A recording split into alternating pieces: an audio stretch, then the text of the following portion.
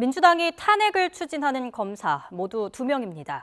이정섭 수원지검 2차장 검사와 손준성 대구고검 차장 검사인데요. 각각 피의자, 피고인 신분이기도 합니다. 차례대로 함께 살펴보시죠.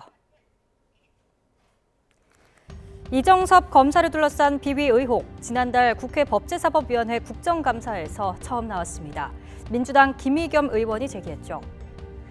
인기 학교에 딸을 입학시키기 위해서 처남이 살던 강남 지역 아파트에 위장 전입한 의혹, 그리고 처가 쪽에서 운영하는 골프장 법적 분쟁을 돕고 또 요청에 따라 주변인의 범죄 경력을 조회해주는 행위를 했다는 내용이었습니다.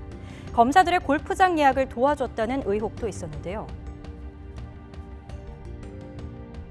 2차장 이정섭 차장입니다.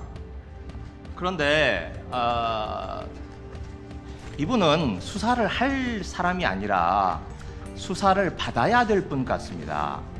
우선 위장 전입입니다.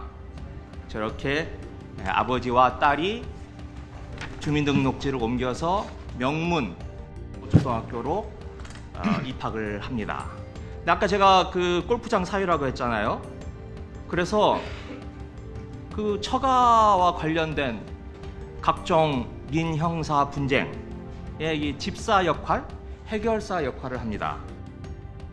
이 검사 측은 위장 전입을 한 건 맞지만 나머지는 사실이 아니라는 취지의 입장인 걸로 전해졌는데요. 이후 민주당은 이 검사를 고발해 현재 서울중앙지검에서 수사하고 있습니다. 그런데 민주당의 탄핵안 발의에 의혹의 시선을 보내는 이유는 다른 데 있습니다.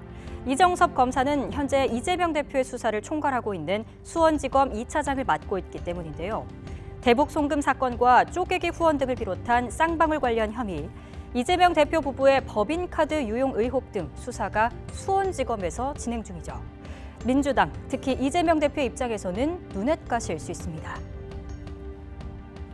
네, 다음은 손준성 검사입니다. 이른바 고발사주 의혹으로 공수처가 기소해 1년 가까이 법정에 출석하고 있는데요. 손 검사에 대한 의혹은 2년 전 대통령 선거 국면에서 제기됐습니다. 이때는 21대 총선을 앞둔 시기였습니다. 선거 개입 의혹까지 받아 더 주목됐죠. 하지만 해당 내용을 감찰한 검찰은 비위 혐의를 인정하기 어렵다는 이유로 무혐의 처분을 내렸습니다. 탄핵소추안은 국회 본회의에서 재적의원 3분의 1 이상이 발의하고 과반이 되면 통과 요건을 충족합니다. 이후 헌법재판소 심판으로 탄핵 여부를 결정하게 되는데요. 일단 이번 본회의 처리에 실패한 민주당이 탄핵소추안을 철회하긴 했지만 재발의를 기정사실화하고 있어서 진통은 계속될 걸로 보입니다.